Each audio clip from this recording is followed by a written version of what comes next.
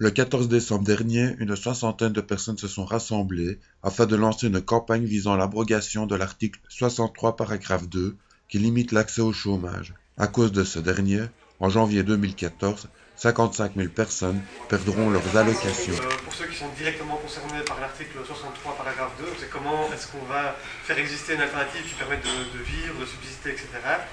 Mais tous autour de la table, on est pour repenser l'emploi. Faire prendre conscience aux gens que tout le monde est concerné par cette mesure.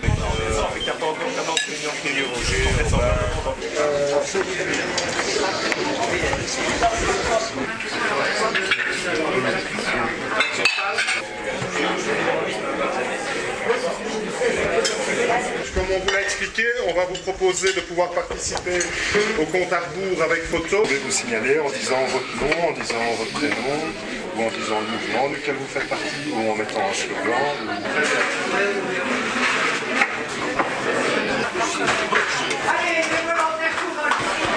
Tu peux sourire. C'est obligatoire. Tu peux pas. C'est presque un sourire.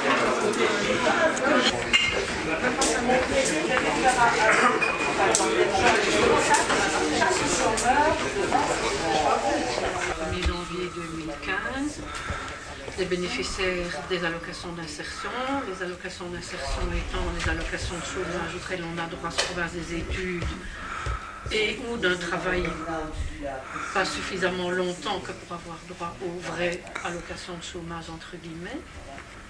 Elles seront supprimées à une bonne partie des allocataires d'insertion à partir de cette date-là, parce que le gouvernement a décidé de limiter les allocations d'insertion à 3 années, et la mesure a pris cours le 1er janvier 2012.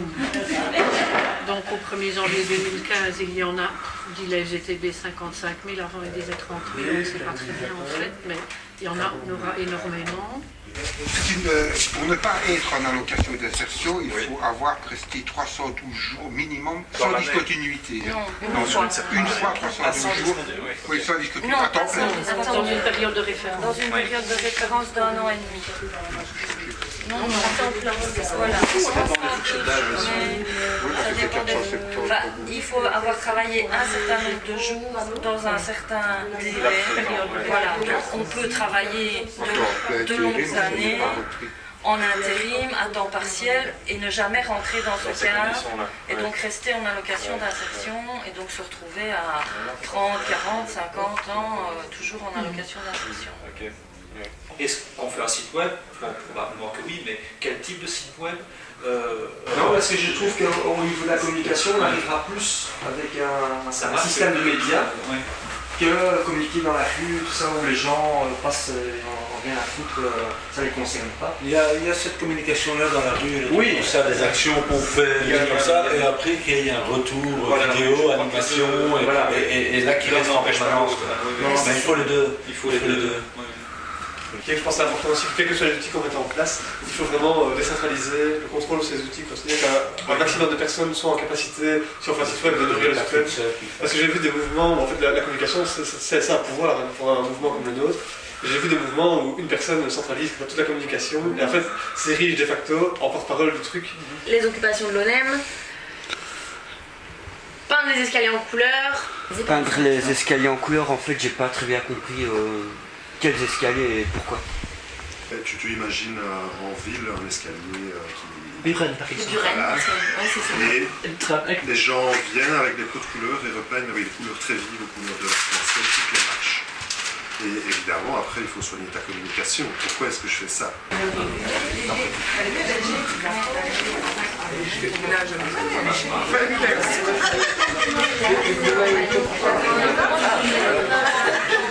Oui, mais ça, on va essayer de se réunir. De toute façon, il n'y a pas grand monde en plus. En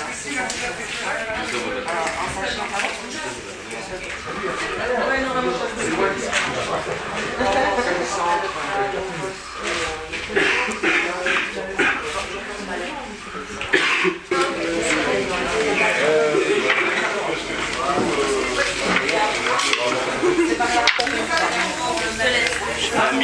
Moi, je pourrais y aller demain.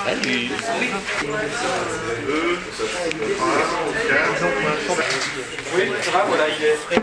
Pour remettre ensemble les conclusions, les synthèses de trois groupes ou 4 groupes? 3 groupes. Le quatrième, c'est le groupe action. Le premier truc qu'on s'est dit, c'est qu'on a besoin de plateformes d'agrégation de contenu créatif, produits en lien avec la campagne. Les groupes locaux qui font des trucs intéressants, pertinents, etc. Tous les instants puissent faire remonter à un niveau un peu plus haut, ce qui au niveau local semble important et pertinent pour tous les autres, quoi. Ça peut prendre la forme par exemple de newsletter ou de, qu'est-ce qu'on avait dit, d'un agenda commun qui en fait comme des ouvertures pour ici, maintenant et aujourd'hui. Donc comment est-ce qu'on arrive à... C'est l'idée que ces mesures en fait concernent beaucoup de gens qui ne savent pas en fait qu'ils sont concernés par ça, qu'il y a une espèce de flou aussi au niveau du vocabulaire, au niveau des catégories de personnes qui sont concernées, au niveau des heures de travail prestées aussi, parce qu'on va dire si vous avez travaillé à mi-temps, en fait vous pourriez croire que vous avez le droit, mais non, vous n'avez pas le droit, parce qu'il y a une manière de comptabiliser qui est particulière. Et donc, ce qu'on pensait qu'il serait très important de faire, non pas sur un flyer, mais peut-être sur un site web, c'est d'abord un lexique, pour que tout le monde soit au clair avec tout ce vocabulaire. Une autre idée aussi qui a été mise sur la table, qui là est de faire une action le jour des élections, un peu sur le concept de ce qui s'appellerait showman, où l'idée c'est d'utiliser l'espace des bureaux de vote pour écrire des slogans sur sa peau et faire une action dans les différents bureaux de vote. Si on est d'accord, effectivement, est-ce qu'on est d'accord de déléguer un groupe qui fait le boulot? Faire la levée. Voilà. Vous faire les mains comme ça. Et en plus, est-ce qu'on est d'accord qu'il y a un groupe qui s'en occupe?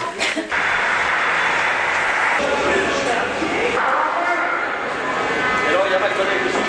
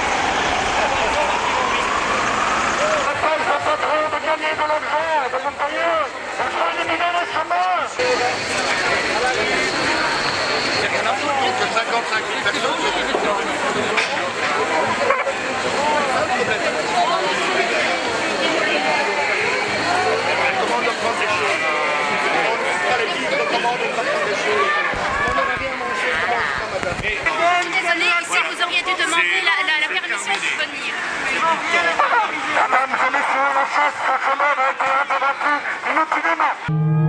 Du fait qu'on ne s'inscrive plus dans une réalité sociale, on vit tous dans une irréalité quotidienne. Nos modèles ne sont plus ceux qui fédèrent, mais ceux qui méprisent. Ceux qui ne font confiance qu'à eux-mêmes.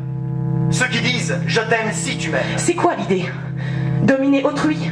Lui devenir inaccessible? N'avoir rien à voir avec lui à aucun niveau? Travailler à plusieurs, ça veut dire faire des compromis.